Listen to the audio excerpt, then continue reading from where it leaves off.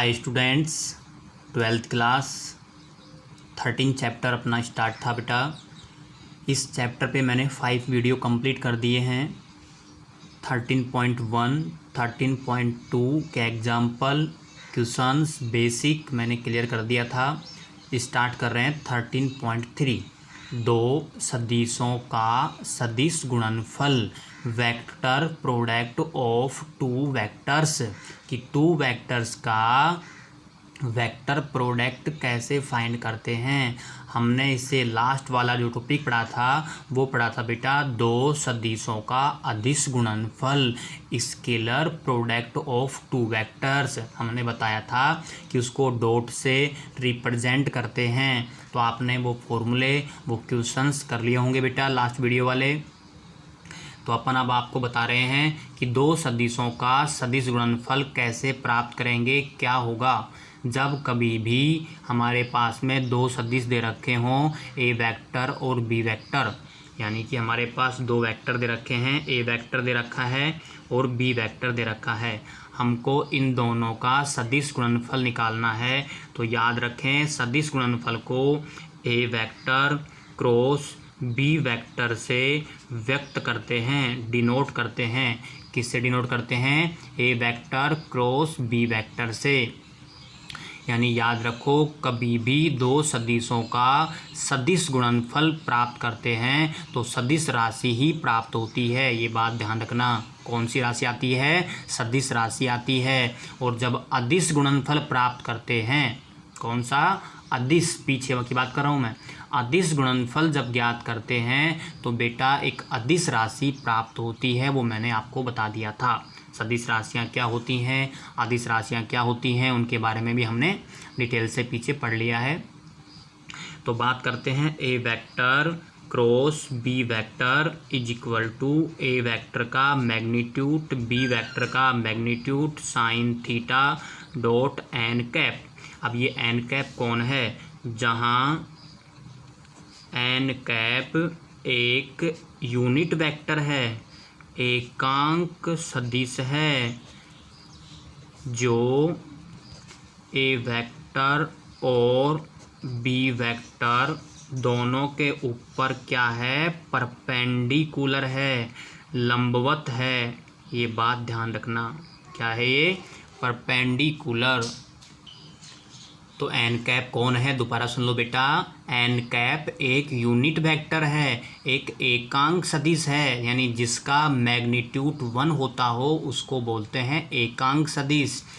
जो ए और बी हमारे पास जो दो वेक्टर हैं उन दोनों पे परपेंडिकुलर है, लंबवत है। तो अब बात करते हैं अपन A vector cross B vector का magnitude is equal to A vector का मैग्नीट्यूड बी वेक्टर का मैग्नीट्यूड साइन थीटा। और ये यहाँ पे एन कैप का मैग्नीट्यूड 1 हो जाएगा तो यहाँ से हट जाएगा, एम्प्लाइज। तो साइन थीटा का फॉर्मूला बन गया ए वेक्टर क्रॉस बी वेक्टर का मैग्नीट्यूड अपॉन ए वेक्टर का मैग्नीट्यूड और बी वेक्टर का मैग्नीट्यूड। ये आपके पास बेटा एक नया फॉर्मूला आ गया, यानी दो सदिशों के मध्य का एंगल बिटवीन टू वेक्टर्स। दो सदिशों के मध्य कोण निकालने का फॉर्मूला दोबारा बोलो। Sine theta is equal to A vector cross B vector का मैग्नीट्यूड यानी परिमाण अपॉन ए वेक्टर का परिमाण और बी वेक्टर का परिमाण। ठीक है। इस फॉर्मूले से हम जा, इसको बेटा जा भी बोलते हैं। ओके, ऐसे आता है कई बार जा। दो सदिशों के मध्य जा का मान ज्ञात करो तो समझ जाना साइन थीटा होता है। ठीक है। तो अब हम आपको बताएंगे कि ए वेक्टर, तो बेटा इसमें जो भी फॉर्मूले आएंगे हम क्वेश्चन के साथ साथ आपको बताते रहेंगे, आप उनको अलग से राइट करते रहना। और बात कर लेते हैं अपन। देखिए ए वेक्टर क्रॉस बी वेक्टर आपको कैसे फाइंड करना होगा। यदि आपको एक वेक्टर क्रॉस बी वेक्टर को पहले बी राइट करना हो और बाद में ए राइट करना हो, आप कर सकते हैं, लेकिन आपको माइनस लगाना होगा। ये बात आप ध्यान रखें। ए वेक्टर क्रॉस बी वेक्टर को आप बी क्रॉस ए लिखना चाहो तो माइनस लगा देना, क्योंकि यहाँ क्रम विनिमय नियम का पालन नहीं होता है। जबकि डॉट जो हमने पढ़ा था ए डॉट बी को हम बी डॉट ए लिख सकते हैं, कोई इफ़ेक्ट नहीं पड़ता है। ये बात आप ध्यान रखें, पहले मैंने बता दी थी, दोबारा बता दिया है। डॉट में प्रभाव नहीं पड़ता, लेकिन क्रॉस में प्रभाव पड़ता है। किसका? माइनस का लगाना होगा। और बात करते हैं A vector cross A vector, यदि दोनों समान हो जाएंगे तो इनके मध्य में कोण नहीं आएगा, यानी 0 डिग्री होगा। 0 डिग्री होगा तो साइन थीटा का मान साइन जीरो का मान कितना होता है? 0। तो याद बेटा ए क्रॉस ए का मान 0 होता है, बी क्रॉस बी का मान 0 होता है, सी क्रॉस सी का मान 0 होता है। यानी जब दो समान सदिशों का सदिश गुणनफल निकालते हैं तो 0 होता है। ये बात आप याद रखें, काम में आएंगी 13.4, 13.5। वहाँ हम आपसे पूछेंगे बताओ बेटा ए क्रॉस ए का मान क्या होगा, तो आप बताएंगे 0, बी क्रॉस बी का मान 0। सिमिलरली आई क्रॉस आई का मान भी 0 होगा, जे क्रॉस जे का मान भी 0 होगा, और के क्रॉस के का मान भी 0 होगा। क्यों होगा? क्योंकि आई जे के होते हैं जो एक्स वाई जेड अक्षों पे एकांक सदिश होते हैं। तो बेटा जब आई और आई का मतलब हो गया एक्स और एक्स के मध्य में कोण नहीं बनेगा, यानी 0 डिग्री होगा, और साइन 0 का मान 0 होता है। इसलिए यहाँ पे जब आई आएगा, जब यहाँ पे जे आएगा, तो यहाँ पे फिर आई और जे और साइन 0 का मान 0, और ये पूरा 0 हो जाएगा। इसलिए आई क्रॉस आई आएगा तो 0 करना पड़ेगा। यहाँ भी आई, यहाँ भी आई, यहाँ भी आई, यहाँ भी आई। इन फॉर्मूले से ये ऐसे बनते हैं, ठीक है ना? ये भी याद हो गया आपको। चलो और चलते हैं। अब आप याद रखें आई क्रॉस जे आ जाए, जे क्रॉस के आ जाए, के क्रॉस आई आ जाए, मतलब एक साइक्लिंग ऑर्डर में आ जाएं, एक चक्रीय क्रम में आ जाएं। कैसे आ जाएं? सुनो बेटा, आई, आई के बाद जे, और जे के बाद के, आई जे के, फिर आई, फिर ऐसे कंटिन्यू आए। यानी आई के बाद तो जे आए, और जे के बाद के आए, और के बाद वापस आ जाए। तो समझ जाना आई के बाद जे आ रहा है तो यहाँ पे के आएगा, ठीक है। जे के बाद के आ गया तो फिर अब आई आएगा, के बाद आई आ रहा है, बिल्कुल सही है, तो जे आएगा। ये भी आपको याद होना चाहिए, आपने 11th क्लास में पढ़ लिया था वेक्टर के अंदर, ठीक है। दूसरी बात, यदि इनकी डायरेक्शन बदल जाए, जे पहले आ जाए आई बाद में आ जाए, यानी आई और जे के अंदर क्रम ना हो, ऑर्डर चेंज हो जाए, तो आपको माइनस लगाना होगा। वो मैंने बता दिया था कि कभी भी ए क्रॉस बी को बी क्रॉस ए लिखना चाहें तो माइनस लगाना होगा, ऑर्डर बदल जाएगा, क्रम चेंज हो जाएगा, एक साइक्लिंग ऑर्डर में नहीं हो। कैसे? सुनो, जे के बाद मैंने आई लिखा, ऐसा नहीं होता है, आई के बाद जे आता है, इसलिए माइनस आ गया और के आएगा। जैसे के बाद मैंने यहाँ पे जे लिख दिया, तो के बाद जे नहीं आता है तो माइनस लगाना पड़ेगा, और बच गया क्या? आई, ठीक है। और बात करें के, यदि यहाँ पे हम लिख दें आई और यहाँ लिख दें के, आई के बाद के नहीं आता है ना, तो माइनस आ गया जे। तो बेटा याद रखना, जब कभी ऑर्डर बदल जाए तो आपको माइनस लगाना होगा। अब हम आते हैं क्वेश्चंस के ऊपर। हम आपको पहले एक क्वेश्चन समझाएंगे अच्छे से, क्रॉस फाइंड करना, कि ए वेक्टर बी वेक्टर का क्रॉस कैसे फाइंड करते हैं। फिर इनके हम बड़े क्वेश्चंस करेंगे। मैंने बता दिया था कि ये चैप्टर 7 नंबर का चैप्टर है, बहुत सिंपल चैप्टर है, इसमें ज़्यादा फॉर्मूले भी नहीं हैं। यदि आप कंटिन्यू प्रैक्टिस करेंगे तो आपको बिल्कुल भी परेशानी नहीं आएगी बेटा, ठीक है। तो अपन चलते हैं नेक्स्ट पेज में, ए वेक्टर और बी वेक्टर का क्रॉस निकालेंगे। तो मैंने आपके सामने एक क्वेश्चन लिखा है बेटा, ए वेक्टर लिखा है, बी वेक्टर लिखा है। यदि ऐसा हो तो ए वेक्टर क्रॉस बी वेक्टर, ए वेक्टर क्रॉस बी वेक्टर का मैग्नीट्यूड परिमाण और साइन थीटा का मान ज्ञात करो। यानी इसी क्वेश्चन से हम सभी का मान फाइंड कैसे करते हैं। देखिए, सबसे पहले आपको गिवन लिखना होगा कि A vector is equal to 2i + j + 5k, B vector 3i - j + 2k। A vector cross B vector is equal to, सारणिक आपने पढ़ लिया है बेटा, डिटर्मिनेंट्स 4th चैप्टर पढ़ा दिया मैंने आपको, 5th चैप्टर में भी आपने पढ़ा था। सारणिक आई लगाएंगे यहाँ पे जे लगाएंगे, यहाँ पे के लगाएंगे, इतना याद हो गया। अब ए पहले है तो ए वाले आई का कोफिशिएंट हमारे पास 2 है, जे का कोफिशिएंट 1 है, के का कोफिशिएंट 5 है। अब बाद में बी है तो बी के पास जाएंगे, आई का कोफिशिएंट 3 है, जे का माइनस का 1 है और के का यहाँ पे 2 है। सारणिक का प्रसार एक्सपेंशन आपको बता रखा है कि सारणिक डिटर्मिनेंट्स कैसे सोल्व करते हैं, 3/3 की, 2/2 की, वो मैंने समझा रखा है आपको, ठीक है। आई आ गया यहाँ पे ब्रैकेट, आई की पंक्ति, आई का स्तंभ, यानी आई का रो, आई का कॉलम छोड़ेंगे और इसका इसमें मल्टीप्लाई करेंगे, माइनस इसका इसमें करेंगे, ठीक है। 2 1 जा 2, माइनस माइनस प्लस, 5 एकम 5, फिर माइनस लगाएंगे, फिर जे लगाएंगे। ऐसे ही जे की पंक्ति, जे का स्तंभ छोड़ देंगे तो 2 2 4, माइनस 5 दिया 15, तो 4 माइनस 15, फिर प्लस लगाएंगे, फिर के लगाएंगे। के की पंक्ति, के का स्तंभ छोड़ देंगे, 2 एकम 2 यानी माइनस का है, और माइनस 3 एकम 3, तो माइनस 2 एकम 2 और माइनस 3 एकम 3। ये हो गया 5 और 2 7 आई हो गया, ये माइनस के 11 तो प्लस के 11 जे हो गया, और ये माइनस का 5 के। ये हमारे पास आ गया बेटा ए वेक्टर क्रॉस बी वेक्टर का आंसर आ गया, ठीक है। अब हमको निकालना है A vector cross B vector का मैग्नीट्यूड।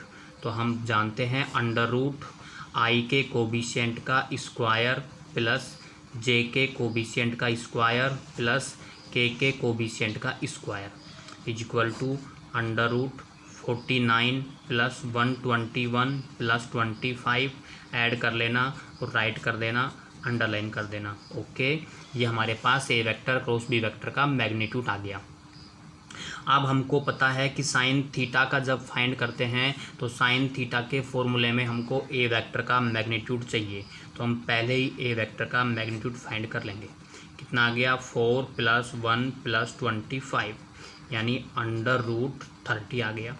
ऐसे ही बी का मैग्नीट्यूड, बी यहाँ पे दे रखा है देखो ऊपर, अंडर रूट 3 का स्क्वायर 9 हो गया, माइनस 1 का स्क्वायर 1 हो गया, 2 का स्क्वायर 4 हो गया, ये हो गया अंडर रूट 14।